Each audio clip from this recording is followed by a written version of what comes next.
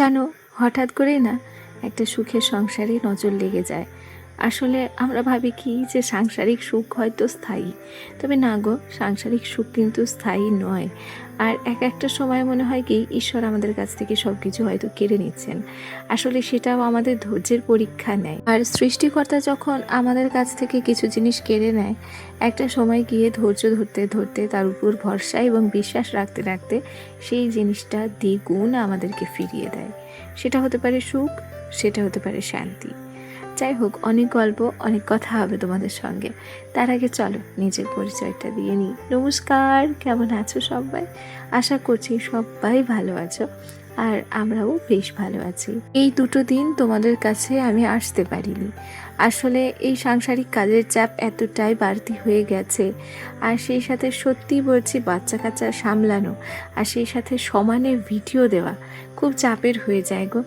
আমি গত দুদিন ধরে এডিটিং করতেই বসতে পারিনি, তাই ভিডিও তোমাদের সঙ্গে আর শেয়ার করা হয়নি। দেখো আমার ঘরের সামনে কি সুন্দর আমগুলো ঝুলছে। এই তো বৈশাখ মাস তো চলেই গেল, জ্যৈষ্ঠ আষাঢ় মাসের দিকে আমগুলো পাকতে শুরু করবে। ওই জ্যৈষ্ঠ মাস থেকে আমগুলো পাকতে শুরু করবে। এখন তো কি সুন্দর লাগে আমার ঘরের সামনেটা, জানো। তবে যখন আমগুলো পড়ে যায় না, তখন ঘরের সামনেটা যেন একদম ফাঁকা লাগে, উঠোনটাও যেন একদম অন্যরকম লাগে। আর যখন এই আমগুলো থাকে, আমার মনে হয় কি আমার উঠোনের সৌন্দর্য এই আমগুলোতেই বাড়িয়ে দেয়। সত্যি বলছি, এই আমগুলো খাওয়ার থেকে দেখতে বেশি ভালো লাগে। আর এগুলো যখন পড়ে যায় তখন ভীষণ খারাপও লাগে আর মায়াও লাগে। গল্প করতে করতে আমরা না সকালবেলার খাবারটা কমপ্লিট করে নিয়েছি। আজকে জানো তো গিয়েছিলাম একটু নাজিরপুরে। আসলে পাঞ্জাব ন্যাশনাল ব্যাংকে আমি একটা বই করতে দিয়েছি। ওই স্বনির্ভর গোষ্ঠী করেছি তো, তাই সেই বইটাই আজকে করতে গিয়েছিলাম। আসার সময় ভাগ্যিস মোটামুটি 5 মিনিটের ডিফারেন্সে আমি বাড়ি পৌঁছেছি। আর তারপর থেকে ভীষণ ঝড় বৃষ্টি শুরু হয়েছিল, বীভৎস ঝড়। যদি রাস্তায় আটকে যেতাম তাহলে আজকে যে কী বিপদে পড়তে হতো তার আমি ভাবতেও পারছি না। এলাম একটু বাগানের দিকে। বাগানে কয়েকটা টমেটো গাছ আছে, সেখানে ছোট্ট ছোট্ট কয়েকটা টমেটো ধরেছে। বেশিরভাগ টমেটোগুলো মাটিতে থাকে তো, সেই টমেটোগুলো নষ্ট হয়ে যায়। আর সঠিক সময় না আমরা টমেটোগুলো তুলতেও আসতে পারি না, জানো। কি যেন মনে হয়েছিল, সেই জন্যই বাগানের দিকটাতে এসেছিলাম। ছোট্ট একটা টমেটো তুলে নিয়ে রান্নাঘরে এসেছি, ওদিকে ভাত বসিয়ে দিয়েছি। আর তারপরে এই যে আমার মশলার কৌটোগুলো, এই কৌটোগুলো এখন একটু পরিষ্কার করে নিচ্ছি। রান্নাঘরের পাশে, অর্থাৎ গ্যাসের পাশে আমার যে র্যাকটা ছিল মশলার কৌটোগুলো রাখা, সেই র্যাকগুলো আমি সরিয়ে রেখেছি। আসলে জায়গাটাকে গুছিয়ে নিতে চেয়েছিলাম, তবে সময়ের অভাবে আমি সেই র্যাকগুলো এখানে পাততেও পারি না, আর মশলার কৌটোগুলো সাজিয়েও রাখতে পারি না। তাই জানো তো, মশলার কৌটোগুলো না এখানে সাজানো আছে আর এইভাবেই রয়েছে। তাতে যে দেখতে আমার খুব একটা খারাপ লাগছে তাও কিন্তু নয়। আর এদিকে খেয়াল করে দেখো, আমি কিন্তু হাঁড়িতে ভাতও বসিয়ে দিয়েছি।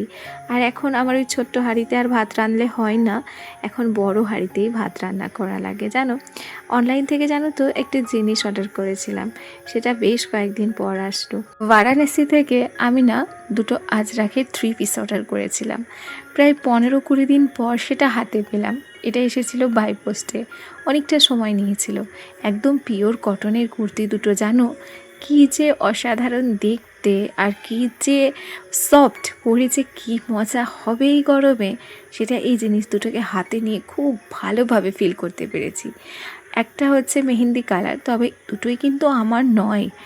কালোটা আমি অর্ডার করেছি, আর এই মেহেন্দি কালার অর্থাৎ মেরুন কালারটা অর্ডার করেছে আমার ছেলের বন্ধুর মা।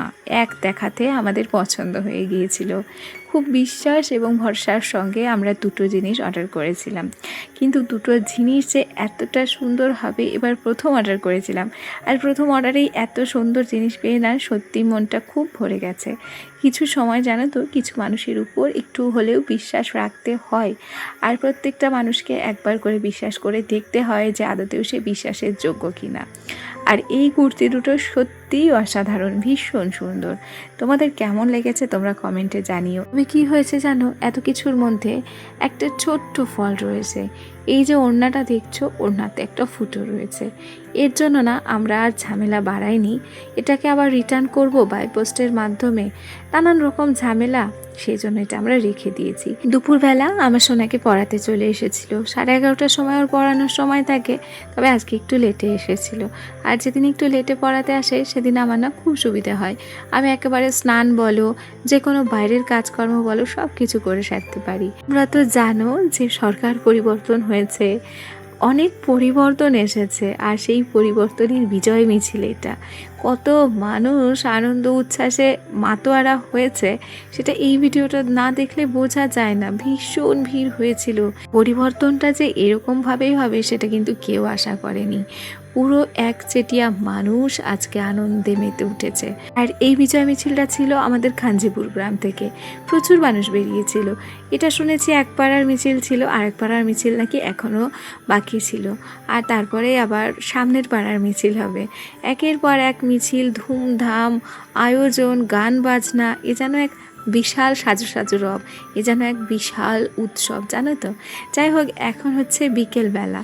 তোমাদের সঙ্গে গল্প করতে করতে উঠোনটাকে ঝাড় দিয়ে নিচ্ছি। বিকেলের দিকটাতে না বেশ ভালোই মেঘ করেছিল, জানো। ভয় পাচ্ছিলাম বিকেলে এই বৃষ্টি না আসে। বৃষ্টিটা এক প্রকার রাত্রে আসলে খুব ভালো হয়, কেন জানো তো। রাত্রিবেলা বৃষ্টি আসলে নিশ্চিন্তে ঘুমানো যায়, আর বিকেলবেলা এই টাইমটায় যদি বৃষ্টি আসে সব কিছু ম্যাচাকার হয়ে যায়। আর সবচাইতে অসুবিধে হয় উঠোনের ক্ষেত্রে, কারণ কি আমাদের রান্না বান্না করা, থালা বাসন ধোয়া, সমস্ত কিছু উঠোন পার করে কলের পরে যেতে হয়। আর উঠোনে হয় প্রচুর কাদা, প্রচুর স্লিপ, সেই জন্য অনেকটা সাবধানেই চলাফেরা করতে হয়।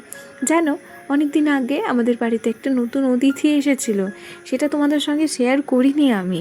সেই অতিথিটাকে আবার নতুন টবে বসানো হয়েছিল। তার একটা ছোট্ট কুঁড়ি ছিল।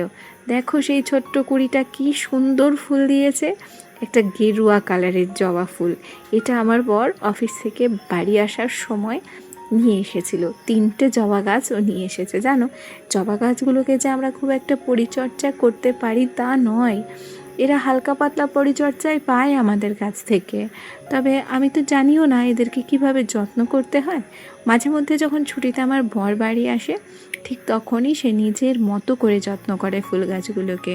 যাই হোক, এই যে ভিডিও ক্লিপগুলো তোমাদের সঙ্গে শেয়ার করছি, এটা কিন্তু বেশ কয়েকদিন আগে আমি এবং আমার ভাই, অর্থাৎ আমার মাসির ছেলে, গিয়েছিলাম হচ্ছে স্বর্ণকারের দোকানে, জানো। সেখান থেকে আমার মাসির ছেলে না একটা আংটি কিনেছে, আর সেখান থেকেই ফেরার সময় আমরা ঢুকেছিলাম তেহট্ট ম্যাডো বাজারে। অনেক কিছু জিনিস আমরা দেখাশোনা করছিলাম, কারণ এই শপিং মলটা না আমাদের এখানে নতুনই উদ্বোধন হয়েছে। আর নতুন কোনো জিনিস উদ্বোধন হলে বাঙালিদের কিন্তু একটা আলাদাই আগ্রহ থাকে। আমিও উৎসাহিত হয়ে চলে এসেছিলাম। ছেলের জন্য জানো তো বেশ কয়েকটা স্যান্ডো গেঞ্জি আমার পছন্দ হয়েছিল। তবে যেহেতু আমার ছেলেকে আমি নিয়ে যাইনি, তাই সাহস করে না কিছু গেঞ্জি আমি কিনে আনতে পারিনি।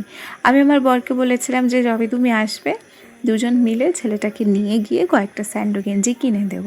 কারণ এখন তো গরমের সময়, স্যান্ডো গেঞ্জি ছাড়া আর কোনো অপশান বাচ্চাদের ক্ষেত্রে তো পাই না। এখানে না বেশ কিছু ট্রে আমার পছন্দ হচ্ছিল, জানো। আর সেই ট্রেগুলোর দামও একটু কমই ছিল। যেহেতু নতুন হয়েছে না এই শপিং মলটা, তাই দামগুলো না সাধ্যের মধ্যে। প্রত্যেকটা জিনিসে মোটামুটি ভালো ছিল, জানো। তবে জামা কাপড়গুলো আর আমাদের যে কুর্তি টুর্তিগুলো পাওয়া যায়, সেগুলো খুব একটা ভালো ছিল না, সেগুলো আমার পছন্দ হয়নি। আর এরপরে যখন সন্ধে সন্ধে লেগে গেছিলো, তখন কিন্তু আমরা ফিরেও এসেছিলাম। চলো আজ তবে আসি, কাল কিন্তু আবার দেখা হবে। সবাই ভালো থেকো, টাটা সবাইকে।